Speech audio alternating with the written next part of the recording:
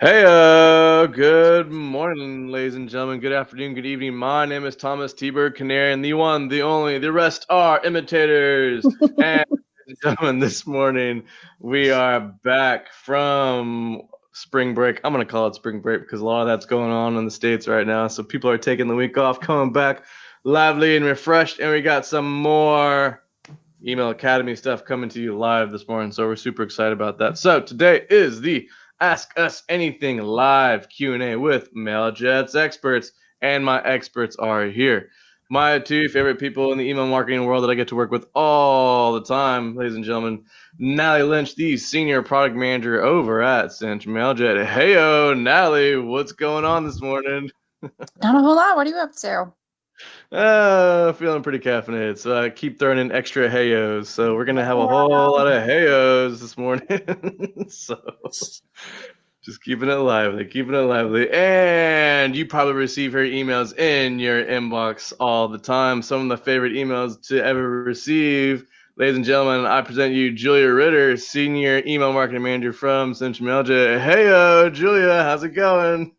Hey, yo, it's going good. We're ready to do this. Good, love it, love it, love it. And the bird is the word. I heard we may have a special guest later on, so I'll keep that quiet until that person shows up. So let's see who that person is going to be. So, ladies and gentlemen, I'm going to go ahead and let our amazing experts take it over. I'll probably be back towards the end and to talk about some other cool stuff. So I will let y'all take it away. See you in a little bit. See you in a little bit. Okay. So let's get started.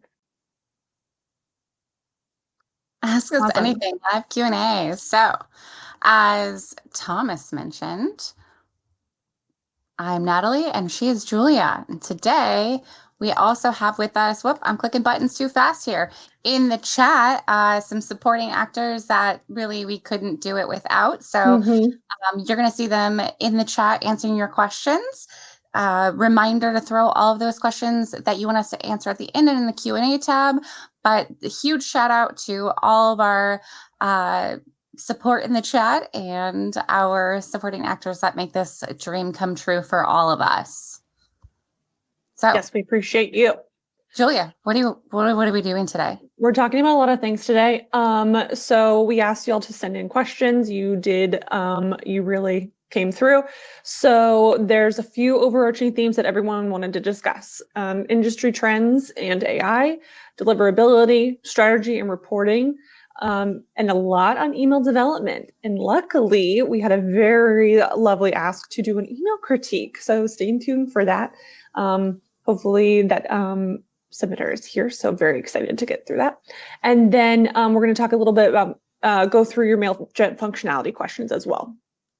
Okay, so Yeah. let's figure out what's trending. Mm-hmm. All right, so we had a handful of trending topics come up. Changes. What do we see for changes in DMARC in the next 5 years? This is a hot topic and has been for quite some time. Really what we see changing is authentication requirements are going to continue to become more and more increasingly strict. So that means SPF and DMARC are mandatory, SPF and DCAM will be mandatory, DMARC will be increasingly mandatory. Get ahead of it now, right? ISPs and inbox providers are cracking down on unauthenticated senders to reduce the phishing and spam. This makes the inbox a better place for all of us. We're also seeing some regulatory and security pressures that are making authentication non-negotiable. Again, GDPR, CCPA, that's the California Privacy Act, and CAN spam. So again, we're trying to make that inbox a safe place for all of us to click when we can trust and not be put through security training every 10 seconds at our organizations. And domain reputation, surpassing IP reputation and importance for deliverability. This one is an increasing trend. We've been so used to our IP reputation being the thing that drives part of deliverability, but we're going to start seeing it to be more of domain reputation, which I personally think is a great thing. Many of us are sending on shared IP pools, and moving it to domain reputation really gives us the ownership over our own deliverability. So with that, I say start doing it now. Authentication means getting it in there, setting up your SPF and your DKIM records with your registrar for your domain name, getting a business domain name if you don't already have one, not sending from a free mail like Gmail. And then setting up the DMARC policy to P-none. We do have documentation on this if you need assistance in figuring that whole thing out. Yep. But yeah, They'll get just ahead put of that in it. the chat, actually. Yep, look at that. Yep. See, they're amazing. We couldn't do it without them. Nope. And start building your domain reputation right now, right? Focus on those engagements, that authentication. And that way, when this becomes a bigger and bigger thing, you're good to go. Again, it gives us more control over our individual deliverability, and we don't have to worry about things we can't control as much as we see this go forward. So I see it as a positive thing. It takes a little bit of work up front, and then we're going to see great results from it. Yeah, I see authentication and even regulations as a good thing, even for email senders, while they're frustrating sometimes. But Natalie, we did get a question. Are there any regulations coming that email senders should be concerned about? Yeah, I think the biggest one we see on the forefront of 2025 is the European Accessibility Act. So you'll see this referred to as EAA, and it's requiring digital accessibility for businesses that are serving EU customers. That does mean that even if you're located in the United States, if you're sending email to people in Europe, you need to be in compliance with this. No, it does follow the WCAG, so many acronyms, man, the Web Content Accessibility Guidelines. So it's pretty similar to that, but it will apply to your email content, your designs, and the functionality that you put in them, and they need to be accessible. So things like missing alt text on images or poor contrast will be impactful. This is fully rolling out in June of 2025. There will be a little bit of a grace period. There's a lot of information online. If you Google the EAA specifically, you can see the full report on it. But it's just ensuring that our emails that are landing on the inbox are accessible to everyone, that, screen readers can read them. And honestly, again, another great thing. This is something that has been on the web for a long time. We're seeing it become more and more mandatory. And this just means that your audience is going to be broader. With that being said, we are definitely going to be doing, Cinch Email will be doing a lot of things around accessibility to get you prepared and informed. So stay tuned to webinar updates that are coming for that, as well as a special episode of Emails Not Dead podcast with our very own Megan, who's an email developer, that will be dropping on this topic. So it's upcoming, it's important, and it's one of those things to get ahead of. Absolutely. Yeah. Okay. So iOS 18. We got a lot of questions about this one. Yeah, a lot. Yeah. So basically the question is it causing a dip in engagement and conversions? And how can engagement be increased because of iOS 18 or in spite of it? What do you think? Yeah, well, I think it's going to change some things when you're sending to Apple specifically, and this is, definitely take a look at your stats on who you're sending to. They're going to be changing the pre-headers with these AI summaries. This can be negative because they might be summarizing enough to the point where they don't necessarily feel the need to open if it's all there. And then they're introducing the new inbox categorizations like primary, transactional, and promotional. We're all very familiar with this with the Gmail look and feel. So that will change a little bit, and it could decrease your engagement if you don't get ahead of it and if you don't think about that when you're developing it. I will say there's still a way to optimize for this. I think optimizing your subject lines and that first line of the content to ensure that AI is really capturing your message and getting that action-based summary. So something that inspires them in that summary to click to open can be utilized to your benefit. And again, focus on personalization and interactivity to make emails really stand out and encourage those opens. So that summary really could be to your benefit if you are creating it with that in mind. Yeah. Yeah, I know you're sending to iOS all the time. What are you thinking about this? I think you should pay attention to what happens after the engagement. So if clicks, what happens after they click, and pay attention to clicks more than opens. Obviously, with Apple rolling out the last Apple update. Opens have been a little unreliable, so now it's just looking at a different statistic there. Yeah. Yeah, Apple is really coming at our game, man. I know. I know. We just have to roll with the punches, I guess. Yeah. I will say Apple's kind of making the headlines on this, but Gemini exists. There's already existing AIs, and I know I have it in my Gmail as well. It's not as prominently promoted, I guess, or maybe I just don't notice it because I'm so used to it by now. But this already exists, so just keep that in mind that your content needs to be AI consumable now. We have to essentially write for the humans to engage, but also the AI to get our point, as if it wasn't, hard enough to really think of creative content. But it's just about how does it summarize? Play the game, but don't let it like delude your creativity or your emails, Not at all. Well, that's a great segue actually into our next question. It's like she knows what we're going to talk about, guys. I didn't even plan on that, to be honest with you. How can AI help or impact email marketing? So AI obviously has infiltrated all of our lives in this crazy way lately. What has it been like a year or two? I don't even remember when ChatGPT didn't exist. Like it just became AI interactions became overnight something that we did. But I will say it's accelerating design and content creation, enabling faster audiences. Engagement. Audience engagement. But I will say it's not a replacement. Let's not be building emails or content with AI, because I don't know about you guys. I think there's like a special, and I will stand on this, there's like a special like millennial sense where I can just spot AI. Like I look at a picture, I'm like AI. Voice, AI. I just know it. So you can tell when something is written by AI. And sure, they're trying to improve it, but it's never going to have the same personality or same tone. So it's a great jumping board to like help you kind of break through and create that content. But always refine it. Please ensure your brand voice is in there. Ensure your personality is in there. I also, it can really help with personalization and segmentation, but I'm going to be the big scary person here and say, please do not put personal information into any AI. Do not take your contact lists and dump them into AI. No. Let's not do that. I will say you can leverage AI with your statistics on your campaign statistics and such, those just general numbers that don't have personal information in there.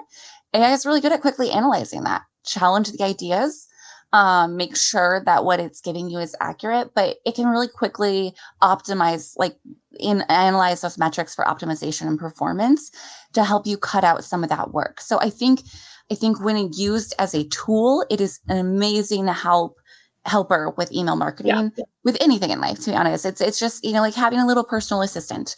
It's just a tool. Use it for Excel functions. Oh my God. More than anything, yeah. Honestly, I'm a huge user of AI. I struggle when it goes down, which is rare, I think. But it's to me, it's like having it's like I don't have to bounce ideas in my head anymore. I can do it with AI. So I'm just having out loud conversations more often now. You're still talking to yourself, but with AI. Exactly. Now I feel like there's another participant in the conversation. Okay. So yeah, AI, I don't think it's a foe. I think it leveraged as a tool is great. I think the more we work it into our everyday, understand how to utilize it, but utilize it ethically and utilize it correctly, it'll only boost our productivity, our engagement, our creativity. It's not a replacement. Nope. No. Okay. Next up. Yeah. One-click unsubscribe header requirement. So we saw this again with the stricter regulations that were coming. There's a one-click unsubscribe header requirement in the top of your emails. And it ensures that recipients can quickly one-click to unsubscribe. This is a requirement that was enforced by major ISPs. We saw it with Google and Yahoo and Outlook. I will say, someone asked how to implement it. ESPs do it. We're putting it in our headers. So when ESPs are handed the content to send your emails, we then put the header in there and are handling it. Even email developers sending through ESPs, that is handled by the ESP. You can definitely learn how to do it from a coding perspective out there on many forums, but you shouldn't need to know how to, because if you're sending through an ESP, it's done for you. So yeah, that's Great. what I got. That's what you got. That's your rec. We Yeah. love it. Simple Yeah. and easy. I think we're moving on to my favorite question that we got. Oh, yes. So what? Oh, wait, sorry. Yeah, that was it. That was I it. messed up. Okay, so we got the best question. If email marketing were a Disney animated movie, what would it be? And would there be a difference between B2B and B2C? So naturally, Natalie and I spent too much time contemplating this. Natalie, please explain your choice. Yeah, so we split it up. I took B2C and she took B2B. I selected Dumbo.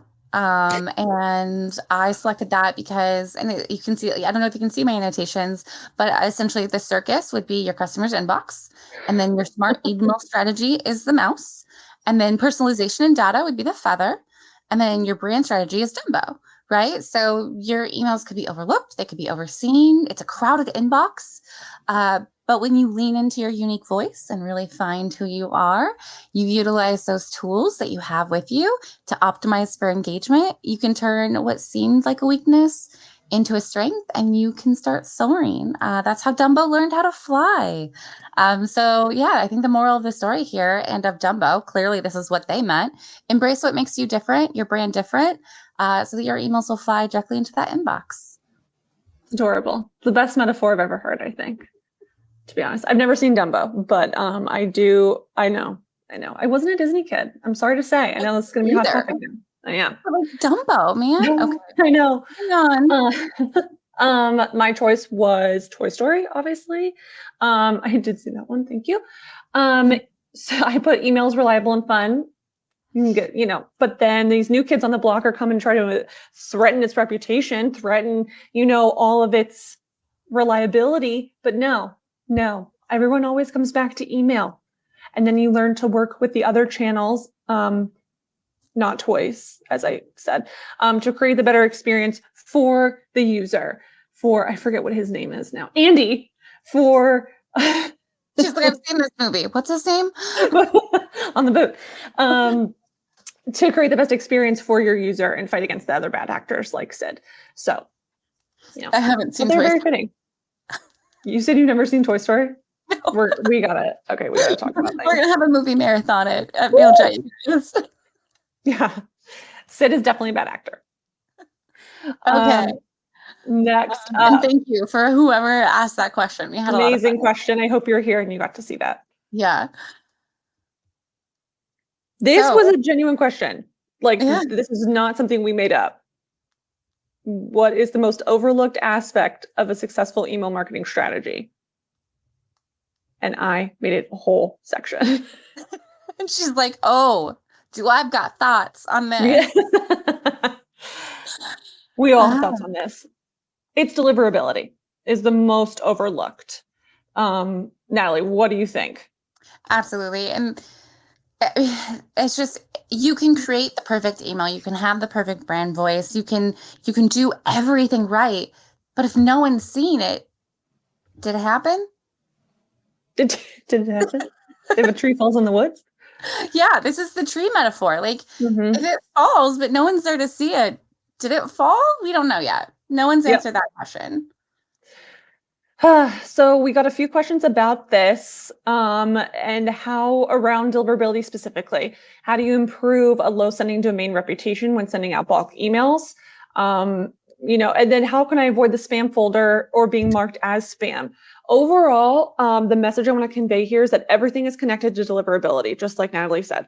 The quality of your list, your domain name, how often you send, how your audience engages or doesn't engage, your email design. It all goes back to email deliverability.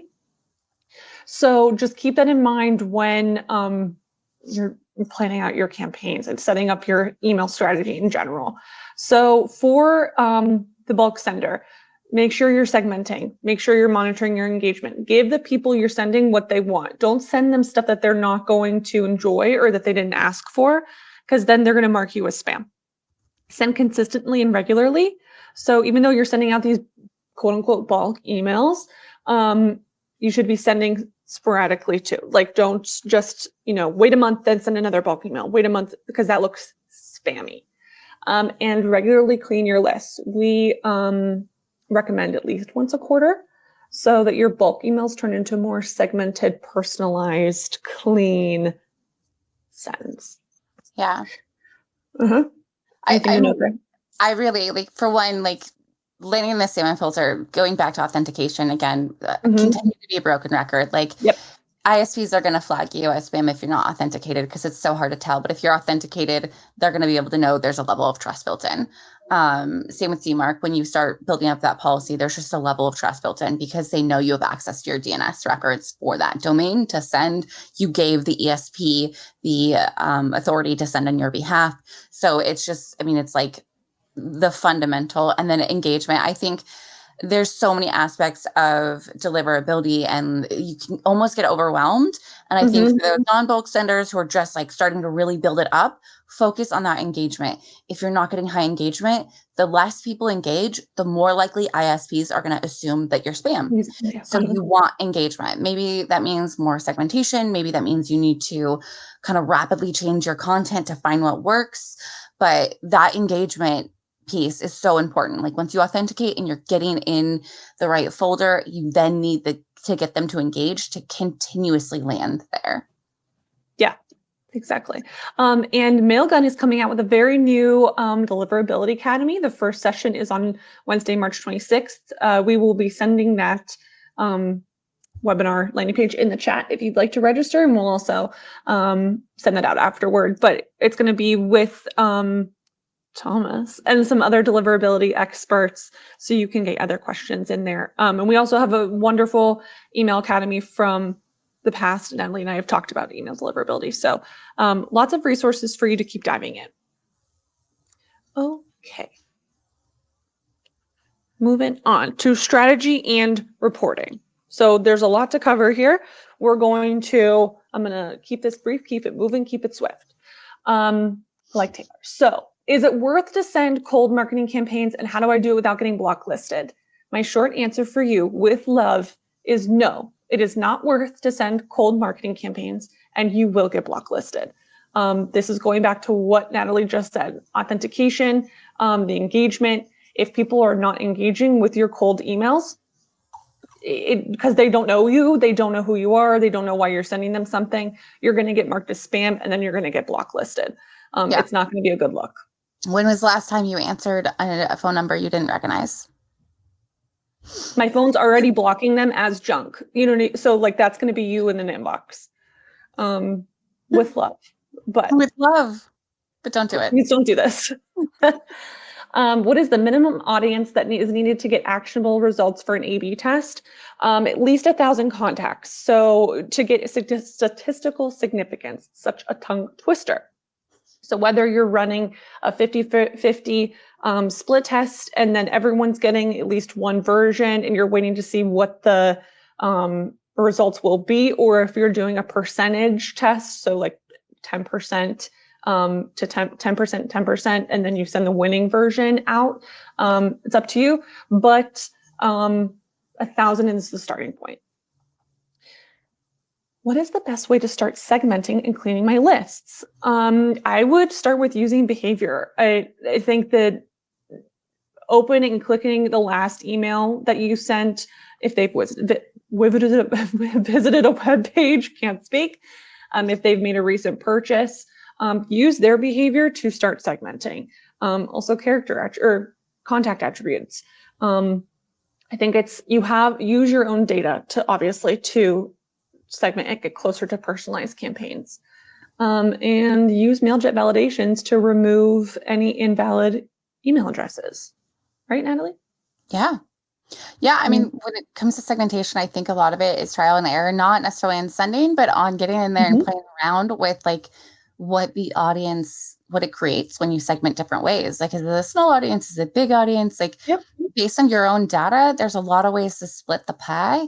So I would say get in there and see what kind of segments you can create and see what those audiences are. And based, because a lot of the segmentation, especially on Mailjet, will give you kind of the estimate of how many people within that segment would, or how many people within that list would qualify. And so you can kind of see that level of segmentation, if it's too granular or not granular enough based on that output. Exactly. Do you think it's better to for the sender name to be the company name or a salesperson's name? I think you have options. I would encourage you to look at like what was their source of sign up. If they signed up for like a sales pitch or like to get a demo, I think salesperson at company is your way to go. If they signed up for a webinar or a piece of content or something, I think the company name is the better route. But when in doubt, you could Test it out. Test it out. Sorry, it sparked a pretty fun conversation between us. Yes. The group as we were doing the run, because there's a lot of different ways people do it. And some we're talking about, like, we've received emails where it's just the name of the person who's emailing me. And I'm like, who is this person? I don't know And it almost feels like a cold email because I'm just like, I don't know this. I don't know who this is. So yeah, I think it depends on a lot of factors. Unfortunately, everything is so industry or company specific. But like, how recognizable is your brand? Is the person of the name you're sending? Is it someone who routinely gets emails from you and engages? Do they know your name? Do they know the company's name? So really making that best decision based on engagement and like and where they come from is important, because it's hard when I just get like just a name and I'm like, I sign up for so many I don't things. know who you are. I want to get a billion emails because that's what we do, and I'm just like, who is it? I will get jump scares in my inbox because I'm planning my wedding and I signed up to a specific website, and someone will email me and say, Julia, 90 days until the date. And I thought it was one of my vendors saying they needed something. And no, it was just like a new piece of blog content with like things to think about for your wedding day. And it's like, that is scary. I don't know who you are, Michelle. I'm sorry. Or she had the same name as my florist. So it was like, it was very scary. Yeah, we don't need jump scares in our email. No, we don't. This is a big question. What is the best way to answer the century-old question for management? Why should we invest in email? Send them to me now and we'll have a talk. Yeah, my personal recommendation, jump up and down and demand it and throw a full tantrum until they do. Just, cause a scene. Don't take that advice. No. Out of this whole webinar, don't take that advice. Email has the highest ROI of any channel. So prove this with your own campaign metrics and your ROI. Prove that your emails are causing a difference in your marketing strategy. And, advocate for what you're doing. Advocate and show them that people are engaging. People like what you're sending them. And if, you're having a hard time doing that, of course, email us for, more discussion. But there is plenty of opportunity, I think, to keep investing in email. I do too. I also think there's the conversation of like what channels to invest in and stuff. Right. Really ask them, like, who doesn't have an email? Like, okay, some people aren't on social media, some people aren't here, but like, you have to have an email to interact with the internet. Like, it is required everywhere to sign up for, I don't know, like online banking. It's required for purchases. Like, everyone's got an email. Some people still have the email that they created when they were like in middle school, and we see really silly ones. But like, that's everyone has an email, and it feels like I don't want to say, it feels like it's like an old, outdated technology, but that's not the case. It is more relevant than most communication platforms because of how utilized it is for transactional emails. So everyone's got an inbox. The majority of people have inboxes. I won't say everyone, but it's just the most consumed communication platform. Yes, exactly. Yesterday, you referenced it as a passport to the internet, and I completely agree with that. You need it to get anywhere. Yeah. We're going to move on to re-engagement. I just want to be cautious of time, so we're going to keep going. Any tips on how to build the best working re-engagement journey? How do I use my own data to do this? So I know this sounds obvious, but I want you to consider what is disengaged, what you consider to be disengaged. And like if they haven't logged into an account, if they haven't made a purchase, they haven't engaged with one of your emails, something like that, and then what you want them to do to be considered re-engaged. So, and then regularly check in without overwhelming. Use their past behavior and interest as a guide to stay in touch with them, and know when enough is enough to remove them from your lists, because you don't want someone who's disengaged on your list, because at that point, it's just dragging your engagement and your metrics down, which leads back to your deliverability, right? So I think you can consider a discount, a promo, consider to bring them back into your world. Consider involving other channels like social, SMS. This is up to you. I think after 3 to 4 emails, if they haven't engaged, again, depends on how much often you're sending and how frequently, you have to find the right balance for you. But obviously my advice is always to test these things. So, okay. What is the best approach to re-engage industries with long buying cycles? This person gave the example of like travel or automotive. I immediately thought mattresses, but we'll go with automotive. Consider this like a keep in touch. You want to be like in the back of their mind when they need something. So like anniversary emails, tips about their purchase, ask them to leave you a review or referral promotion. While they may not need a car for another couple of years, their sister might, their friend might, and you want to be top of mind because they had such a good experience with you. So I think include discounts when possible, just to bring them back in. But I think, say I bought a car, I would love reminders of when I need it serviced. I would love reminders of like what kind of wax to use on the wheels or what. I don't own a car. I don't, I live to say I don't know how to wash a car, but like, these things that like are needed and necessary, you want to like be their best friend, but in a not annoying way so that they stay in touch with you. Yep. I'm going to start sending her information on how to wax a car. Yeah, I mean, it's an interesting one. You said mattress. I literally just searched my inbox to see if my mattress company has emailed me. They have not. They have not. No. It's interesting. Mm-hmm. Yeah, especially like it's with travel. I think it's super easy because we're all like kind of wanderlusting out here. To like inspirational, like based on your trip, you'd like this, or like tell us about your feedback, or I think there's just so many topics like restaurants in the area and stuff like that. With cars, I think it depends on your audience. If you send me an email on how to wash my car, I'm gonna giggle and forward it to Julia. Well, no, I mean, not like how to wash your car, but like cross promote or something. Yeah, I get emails on my car all of the time, and everything because they're not about washing my car. Obviously, I'm not in the automotive industry. It's essentially about how do you find the best way to educate your users post-purchase to keep in mind, because I think we all love to learn, but we're all super busy. So like being able to micro learn with that engagement can be a really helpful way of keeping them engaged. I'm learning so much about Julia today, you guys. My dad will be so disappointed in me when I tell him that. Okay, so how long do we wait before following up from an abandoned cart? So a study by Rejoiner, and this was according to Shopify, I looked this up, sending a follow-up email after 1 hour resulted in an average conversion rate of 16%, and that was the highest percentage of conversion versus, and then like I think a half an hour was the second best. The waiting 24 hours was the least converting. So, and they also recommend like a series of abandoned carts to kind of push people back in. I left something in a cart address, and I've been getting emails every day. And you know what? I'm probably going to go buy it. So, because it's just sitting there, and it's like, oh, you don't like the subject line. You forgot this, but Squeaky wheel. If you're B2B, this might be different. People might need like approval to make a purchase. So just keep that in mind, that your times might be a little bit longer, but doesn't mean you should wait. It should mean you should still keep in touch.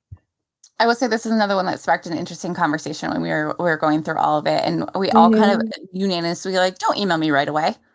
Don't email me right away doesn't work. It's like wait at least an hour. Because we were joking about the fact that, like, I have ADHD. I'll get distracted. I'll walk away. And then, like, 10 seconds later, I'm like, oh my gosh, come on. Like, I just left the tab open. I forgot that sale's going on. Right? Go back. But yeah, I would say like that hour mark makes total sense. I've made too many purchases at that hour mark.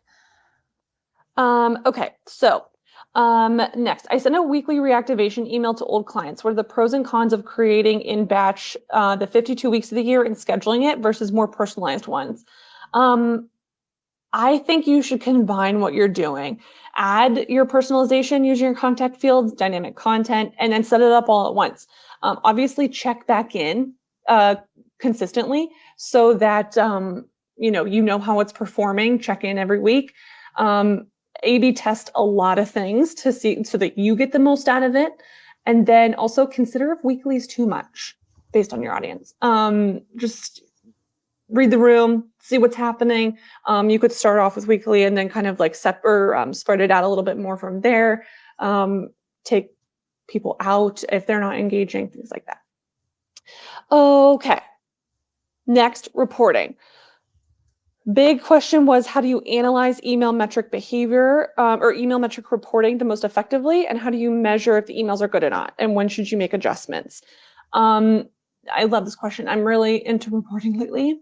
And I've just recently overhauled all of our reporting. So this is very top of mind for me. So I would first look at like key metrics, just like a baseline. If your delivery rate is low, which you get like in your normal ESP metrics, and your bounce rate is high, this is the sign of a larger deliverability issue.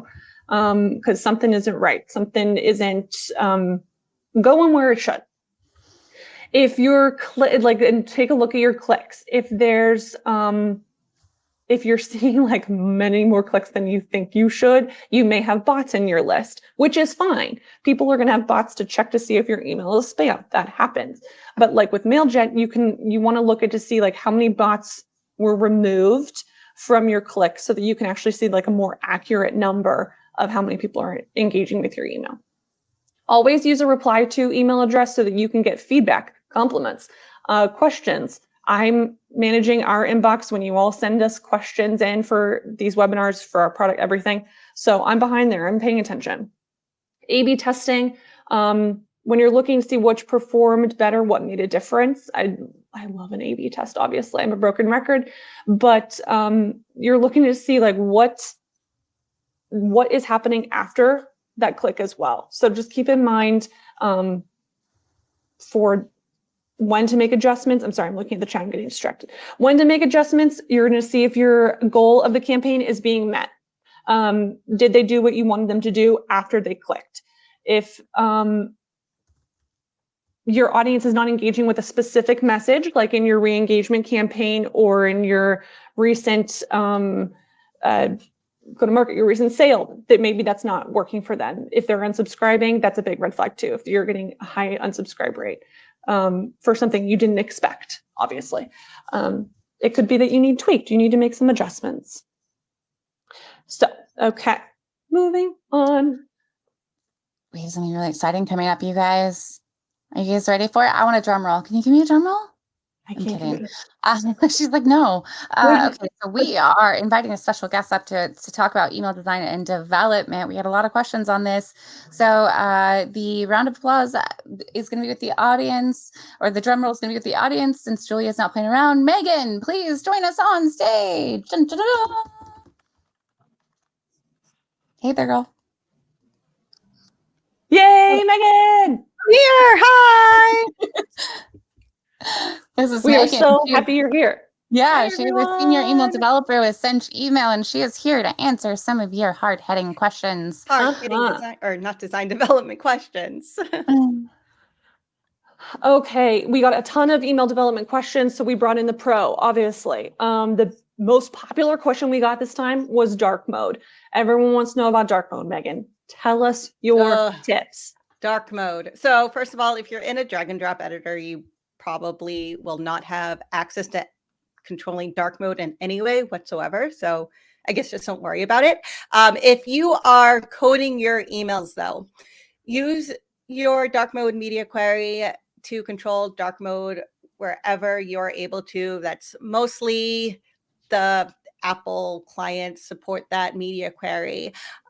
Use your transparent background, so your PNGs, where applicable. Do that pretty much everywhere unless you're using a full width image where there is no transparency, then use a JPEG. But otherwise, lean on your PNG images so that when the email flips to dark mode, whether you're controlling that or not, you can still see what's going on in the image. Throw in, borders or glows if you need to make sure that image remains viewable when that background flips to being dark rather than light. You can also apply some hacks. There is a Gmail blend mode hack where you use some divs and apply some classes to try to control your text and your background color a little bit. It doesn't work all the time, but it can be very helpful, and you might need to finagle with your design a little bit to get it to work. There is a article on email developer Remy Parmentier's website. We have that link. We can send it out. So I would definitely check that out. There's also a really great article by Nicole Marlin that you can find online about tackling Outlook dark mode. Lots of helpful things there with VML and whatnot. Can also be very tricky. So if you're in code, there are ways to control this at least a little bit, not always totally, but we can at least control it a tiny bit. And I recommend and encourage you to do whatever you can to control that experience. Amazing. We'll just quickly mention that while in email editors you can't control like the dark mode switch, always make sure you're using previews and design against that, because you absolutely can optimize your design in an email editor for both. So yeah, just developments, has a few more levers to pull. So just want to throw that out there. Just a few. I'm little Miss Mailjet over here. So little Miss Mailjet. Okay. Megan, we need some advice on a few more topics. Yes. HTML emails, worth it? What are your best practices?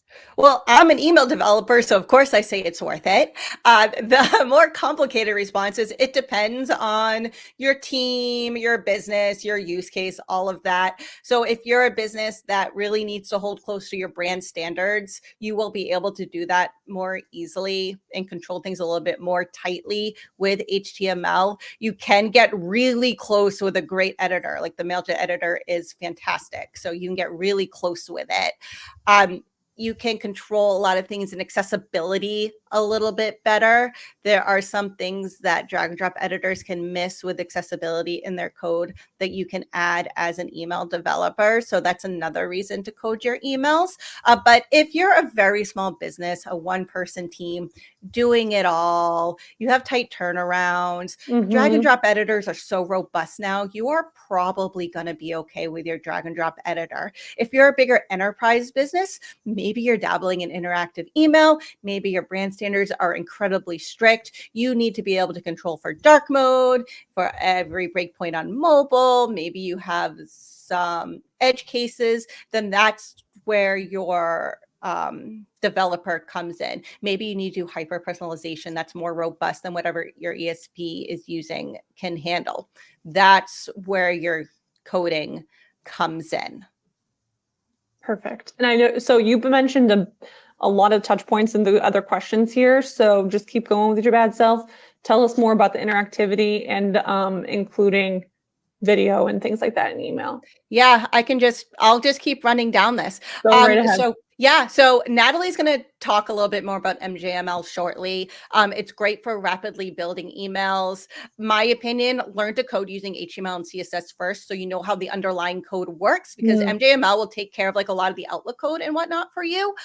So once you learn how to do that, jump into a framework. I use a homegrown email design system and framework. I'm not coding everything by hand. So it really, speeds you up a lot. And moving on to GIFs and video. Video is not supported well enough in email. Don't try to use it in email. It's supported in Apple. That's pretty much it. Use a GIF to simulate a video and then send that person to a landing page. That's better for your conversions anyway. Send them off to a website. in a landing page where you can have that video play and then ask them to take another action and then get that conversion and get them more embedded with your brand. For your gift size, keep it under 1 megabyte. We do a little bit more leeway on image size for gifts because they naturally can get bigger really fast. Other things you want to keep an eye on: don't have flashing images. Put a little bit of a pause at the end of your gift before it repeats if you're having a gift loop infinitely, just to help people's brains. And our status of interactivity in email. Checkbox hack still works. Not a whole lot has changed there. So you can use checkbox for the Outlook, Outlook web, radio inputs for Apple devices, AOL and Yahoo. The way you code for the different clients change a little bit, like between Apple and Yahoo / AOL, but you can still get them working in those areas. And then obviously we still do have AMP for email living on its own, not doing checkbox hack. That's its whole own beast. Perfect. I know, like, you get questions all the time. Can we put a video in an email? I've gotten asked so many times. So many times. Just No. stakeholders, and it's like, no, we still can't do that. Still can't happen. So consider what they're viewing it on. Like if I see that video on my tiny little screen, I'm gonna have to expand it. Email, I need to expand it anyway. So just send me to it. Yeah, send it to, and then you can include more information on that webpage. Ooh, my computer's freezing. Okay, now I'm back. It's time for an email critique, and I'm so excited. Okay, so just a little background on an email critique. So a fellow webinar registrant sent this over and asked us for our opinions on an email that they've sent. This is one of their onboarding emails. And so we just we have questions from them. We're going to give them some feedback. This is supposed to be very constructive and helpful, not supposed to, I'm not telling this to Natalie and Megan, they know, but I'm just saying this is supposed to be constructive and helpful. We're not going to say anything that, that they don't know already. Don't let her gaslight you. She's trying to tell us to be nice. No, they're always nice. Okay. So a little bit background from about this email. It's the first email in their onboarding series. The subject line and pre-header are there for you to see. Great open rate, great click rate. Obviously, like that's going to be for their first email welcome series. I think that's, amazing and expected. And they're doing great conversion wise. So this is from their conversions are calculated after people click on the email and actually set up their account. So they're getting a 20% conversion, which is very good. And they send this Monday through Friday, 10 to 11 a.m. Okay, ready guys? So excited. We're gonna move to the next page, and I have the questions that they asked for on here. So who would like to kick us off here? Does this email follow best practices, and is it accessible / mobile friendly? Megan, can you give us some insight there? Yeah, so I noticed a couple of things with this email when it comes to accessibility. I did pop the code into my HTML editor where I can check accessibility and whatnot. I know this was created with a drag and drop editor, so it was missing things like the lang attribute, which is important for accessibility, and the direction attribute, which tells the email whether it's a left to right language or a right to left language. So those were missing. There's not a whole lot we can do about that with it being a drag and drop editor. The biggest thing I would do in this email is at the top there, I would left align all that text and I would bump the body text all up to 16 pixels. When I looked, it was all at 14 pixels. We want that at a minimum of 16 pixels to make it easy to read. Other than that, you have high contrast, which I think is really great, makes those buttons easy to read, and those buttons are big, which also makes it really easy to click on, or on mobile tap on. So that's really great. And those are my quick thoughts on accessibility. Natalie, what do you think? Do you have any comments on their questions here? No, I was reading through the notes, and we were talking about this yesterday, and I just fully on board with Megan here. Okay, great. I think they did ask about the footer specifically. I think using so there is a note that says, like, please do not reply to this. I think a reply to link is going to help you a lot. People want to get in contact with you. If they don't know how to get back to you, I was trying to read it. If they don't have a way to contact you, they're going to get a little bit annoyed, I think. They want to know how to ask questions and follow up with you. So just consider that and maybe add a reply to email. The CTA, the login or register, I think you could basically split those up and have it dynamic because you should know right who has registered with their account and who has not. So that could be dynamically switched out just so that it's one option, login / register. So it changes based on the recipient. I think having both is a little confusing. Okay. Gals, any other comments to share? I have a couple questions for the team for them to like get their brains thinking, but any other questions you want to share or comments? Sorry. No? The last comment I would make is I would switch this layout around a little bit. We'll show it in a second. I actually took this design and I popped into the code and I made a couple of adjustments that are very easy to make in the drag and drop editor to just make this email shine a little bit more. So what I did is that I took that body text up at the top and I actually popped it underneath that hero image and put it in the gray body with the rest of the text. Something else I would consider with this layout is instead of doing the 2 columns with all the information, I would consider more of a Z pattern where you have an image on one side, and I would consider photography just to bring the pink down a little bit, because that's a very bright pink and it's a lot of pink. So I would either consider looking at some secondary colors or use some photography with some cute animals. And do that Z pattern. So you have your image on one side and then your text and your CTA on the other. And then you can swap the layouts around so that you have an image on the left, image on the right. And it makes the email longer, but I would see if that's a little bit more engaging in connecting via that photography like you have in your hero image versus having these icons. Great. Yeah. Yeah. And here's our before and after. This is before and after. Megan did a little bit of a update of it, which I like a lot. Yeah. Any notes about it now that we're seeing it? I mean, what I did here is that I bumped all the text up to 16 pixels where applicable. I left aligned text where applicable. My general rule is any text over 3 lines gets left aligned. And you can see how it's much easier to read here. Like, I feel like this flows just a little bit better. I made our padding a little bit bigger to have the text breathe a little bit more, and it'll make that scannability and readability much better for this email. Yeah, I think scannability and readability is a great point.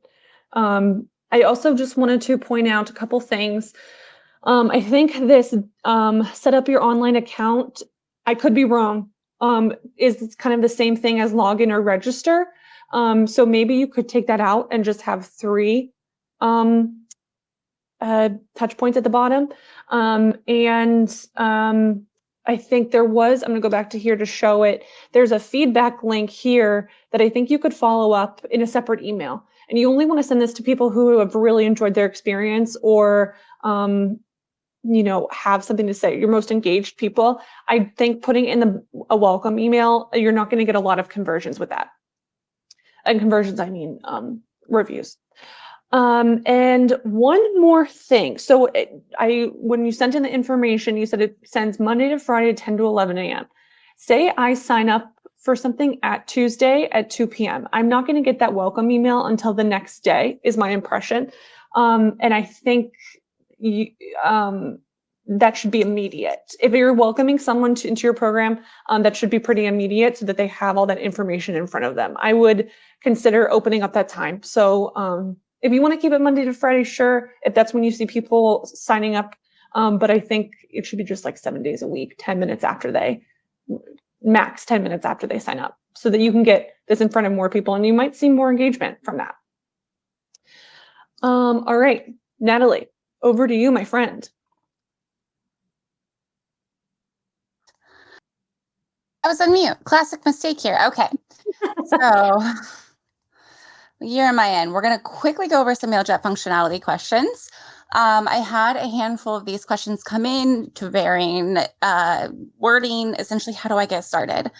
I will say before, if you're signing up for Mailjet for the first time, we on sign up authentic or verify your sending address and put that in a contact list. So if you want to hop in, send a test email to yourself, create that campaign, get going, absolutely do that. I took this from the perspective of how do you set yourself up for success when switching to a new ESP in general. Authenticate your domain right away. Again, we've broken record. That is so important. Also, build and import your contacts, and when you do so, plan your contact data from the start.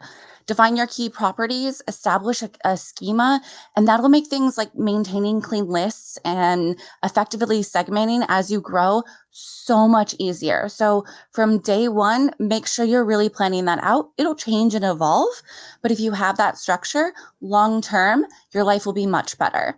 Also, creating your first email templates. Make sure that you're building out that template for your brand with those consistent headers and footers. Mailjet lets you save those sections. You can use a brand. We have brand kit in there that'll pull all your images in there and essentially lay the fundamentals of email sending first so that you can effortlessly create campaigns in the future. Those are kind of the three biggest recommendations I would make when you get in there. Now, again, get in there, create the email test, send to yourself, see how it feels for the full life cycle. But when you're really starting to take off, start with these three as those fundamentals. My favorite saying is the fundamentals are the building blocks to fun. I know we're running short on time, so I'm going to start speed talking. There we go. Because, so you can slow it down. We talked a little bit about MJML before, just so everyone's aware. MJML is a markup language. It's a framework over HTML, and it simplifies the process of creating responsive and dynamic emails.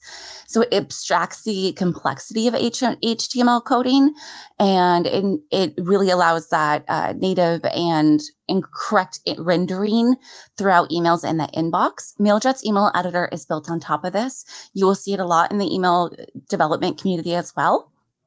And we got asked the question if we have plans to improve it. We do. We are currently resourcing and building a team up to really address some key factors with it. And I have that list there for supporting AMP to enable richer interactive email experiences, improve flexibilities for columns. So improvements are coming.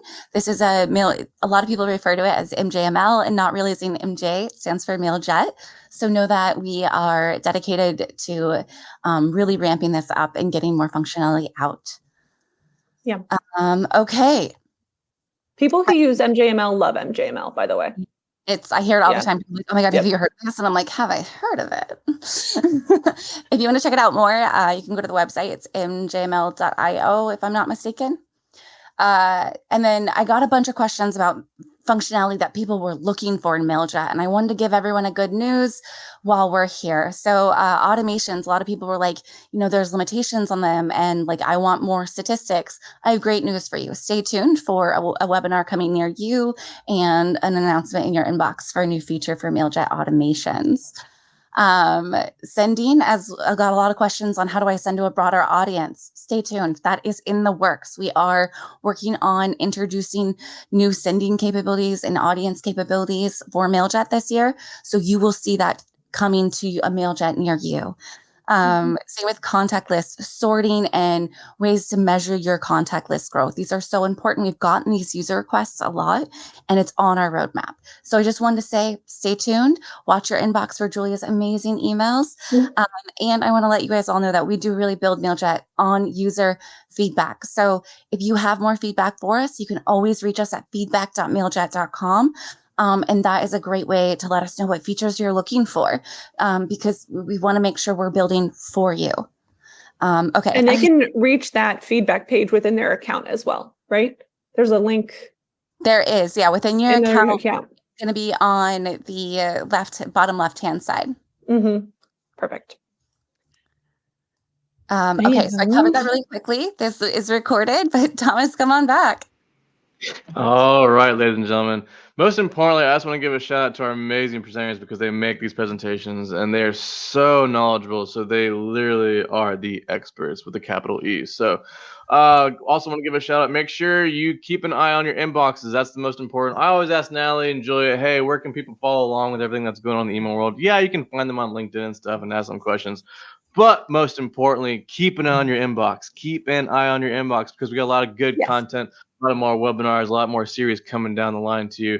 And that's the best way that we communicate to you. Because why? Because we send email, and that is what we do. So, and we like it. And we like it, and we love it.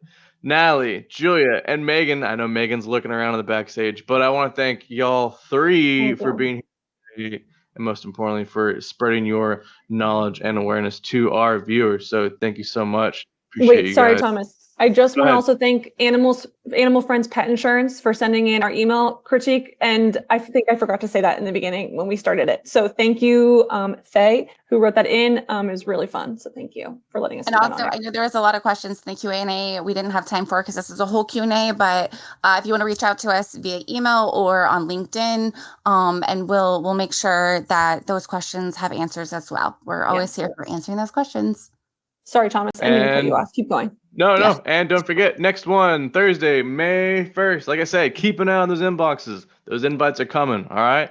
So we're going to go on head on out. But thank you, Natalie, Julia, Megan, and our amazing support team, Merlina and Mahel, for helping us out in the back end. We'll see you guys next time. Take care. Thanks, y'all. Thank you.